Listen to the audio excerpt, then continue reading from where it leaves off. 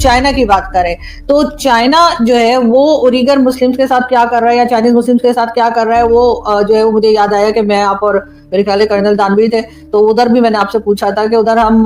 Late क्यों जाते हैं हमारी वैसे तो हम फलस्तीन और किस किस के लिए खड़े रहते हैं लेकिन बात सर ये कि सर क्या चाइना ने यहाँ इन्वेस्टमेंट की हुई है चाइना ने यहाँ पर पैसा लगाया हुआ है जिसकी वजह से हम चाइना को कुछ नहीं कहते जबकि सारी दुनिया के मुसलमानों के लिए हमारे पेट में दर्द रहता है कश्मीर में ये हो रहा है फलस्तीन में वो हो रहा है गजा में क्या हो रहा है तो सर अगर भारत 2-4 बिलियन डॉलर पाकिस्तान में इन्वेस्ट कर दे तो क्या हम कश्मीर के लोगों का पीछा छोड़ देंगे या हम कश्मीर के लिए बोलना छोड़ देंगे या हम इंडियन मुस्लिम्स के लिए बात करना छोड़ देंगे क्योंकि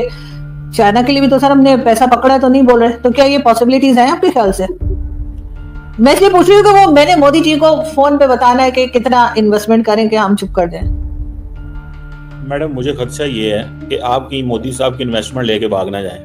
और मोदी साहब जो है ना वो कहे कि ये खातून ने मेरे से राब्ता किया था इसने पैसे किए थे मैंने तो समझा कि ठीक है जिस तरह हमारे बाकी इंडिया की डीप स्टेट पैसा लगाती है ये खातून भी जो है ना वो करेगी लेकिन वो तो लेके रफू चक्कर हो गई सर 4 बिलियन लेके मैं रफू चक्कर हो गई सर यहाँ पे बहुत बड़े बड़े लोग बैठे हुए पैसा खाने वाले जो IMF और वर्ल्ड बैंक का पैसा खा जाते हैं उन्हीं के हाथ में आएगा लेकिन मैं एक बात पूछ रही हूँ कि चाइना से हमने क्योंकि पैसा पकड़ा है तो हम चाइना को कुछ नहीं कहते अगर भारत भी हमारे यहाँ कोई इन्वेस्टमेंट कर दे तो क्या हम भारतीय कश्मीर और जो कह लीजिए मुस्लिम है उसके बारे में जो हम सारा दिन बोलते रहते हैं और ना सिर्फ यहाँ बल्कि UN में जाकर भी बात करते हैं क्या हम वो बात करना बंद कर देंगे मैंने तो कहा जो पैसे आपने बात की है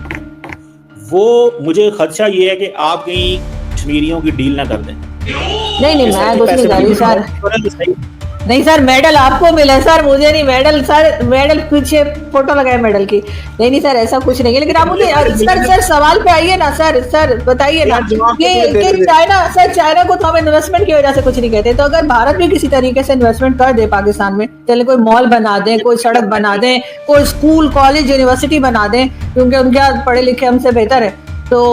आपको लगता है कि हम चुप करें मैं तो डील नहीं करूंगा कम से कम क्योंकि मैंने तो मेडल की ऑनर करनी आपको नहीं मिला आपने डील कर लेनी है तो आपने कहा मोदी साहब मुझे मेडल नहीं मिला मुझे पैसे दे दियो मैं थोड़े थां ते जेड़ा ना डील करा देनी है मैडम मेरी बात सुने आप जो मॉडल दे रही है ना मोदी साहब को कि मोदी साहब इतने पैसे डाले मोदी साहब होते पहला इतने जोगा सिलसिला वहां पे हो तो जो उधर लद्दाख में प्रोटेस्ट चल रहे हैं वहां पे मार गोलियां इन्होंने बंदे अंदर करा दी हैं ठीक है इनके अपने इलाकों में भी बहुत कुछ है वो मतलब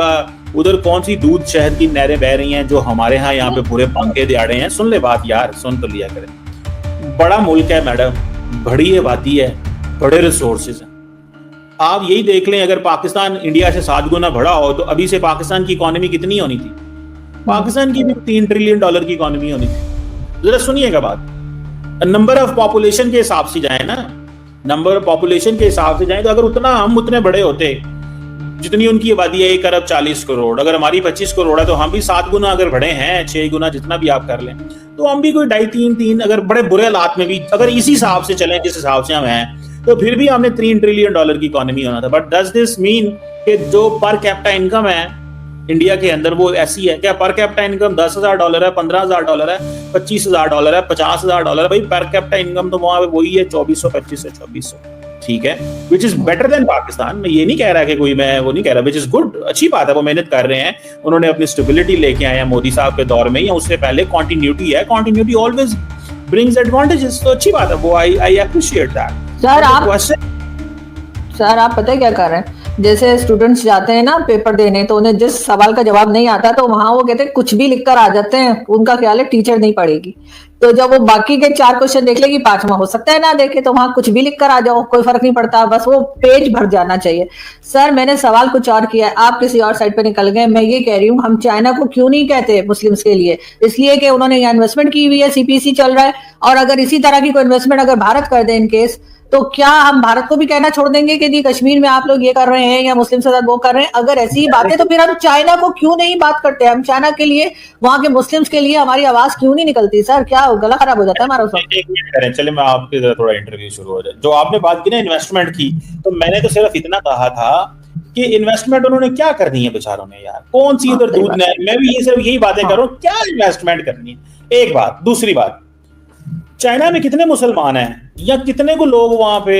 अंडर प्रेशर हैं या चाइनीज हुकूमत ने कुछ किया? Do you have an idea कहां कहां पे चाइनीज मुसलमान मौजूद हैं? और जो सर उरीगर मुस्लिम का सारा वक्त बात नहीं होती रहती है कि वो मस्जिद तोड़ देते हैं, मोहम्मद नाम नहीं रखने देते हैं, वहां पे मस्जिद तोड़कर टॉयलेट बना देते हैं, उनको किस तरीके से एक जेल की तरह से रखा हुआ है। तो ये सारी बातें सारी दुनिया में होती हैं। आप कहते हैं नहीं, मेरे पास तो वो फवाद चौधरी साहब आए थे, मैंने उनसे भी पूछा था, तो वो कह रहे थे कि हाँ वो हम अलग से बात करते हैं। इमरान खान के जमाने में भी जब बात होती थी तो कहते थे अलग से बात करते हैं। तो उनकी बात आप यूएन में क्यों नहीं उठाते चाइना की? बाकी तो हर जगह जाके आपने गजा में और बाकी जगह जाके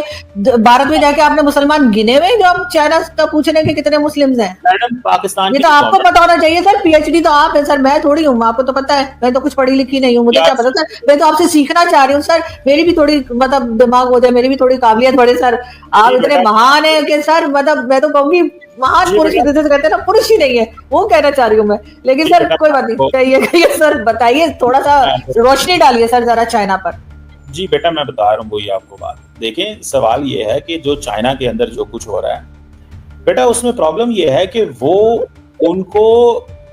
बहुत अच्छे से वो कह रहे हैं डील कर रहे हैं, और जो जवाब दे रहे हैं गवर्नमेंट ऑफ पाकिस्तान उस पर एतबार करती है। एक बात क्यों सर, नोट देखकर डॉलर देख के एतबार हो गया, यही तो मैं कह रही हूँ।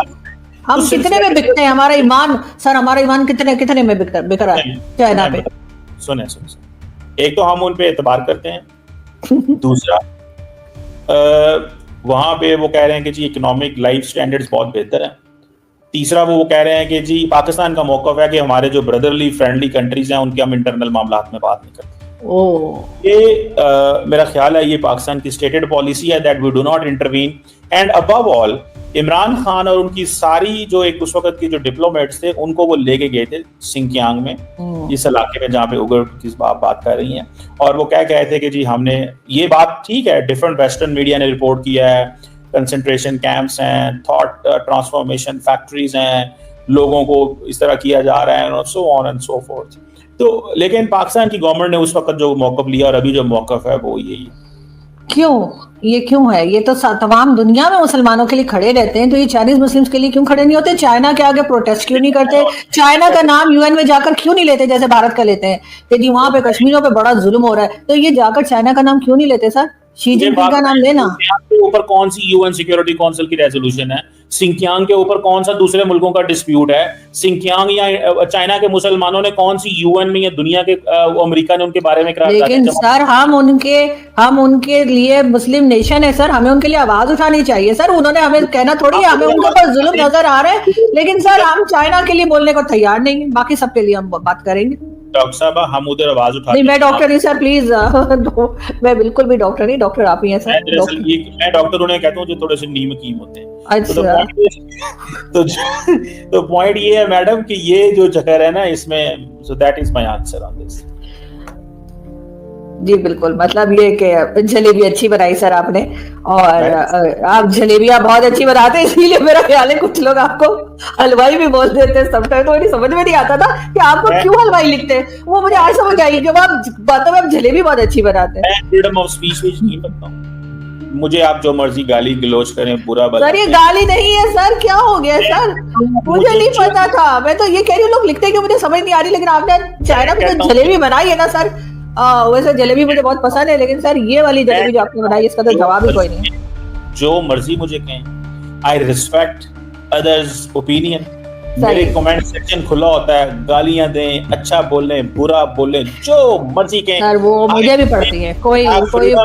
जो मर्जी। और मैं I believe in this on this genuinely, तो मुझे आप जो मर्जी नाम दे मैडम। मैं सर मुझे भी पड़ती हैं, वो कोई खास बात नहीं है, मुझे तो जैसे कहते हैं ऑपरेशन सिंदूर से पहले से गालियां पड़ती हैं और अभी तक पड़ रही है, लेकिन वो कोई बड़ी बात नहीं। लेकिन आप जलेबी वाकई अच्छी बना रहे हो जी। आपकी तो इतनी एक्सेस है, आप कह रही है, मैं तो मोदी साहब को कहूंगी इतने अरब डॉलर इधर लगा दो। नहीं, मैंने ये नहीं कहा कि मैं उनको कहूंगी, मैं कह रही हूँ कि आपसे मैं पूछ रही थी कि कुछ आइडिया दें कि कितने बिलियन डॉलर लगाए जाए, जैसे चाइना के लिए चुप हो गए, आप भारत के लिए भी चुप हो जाए, लेकिन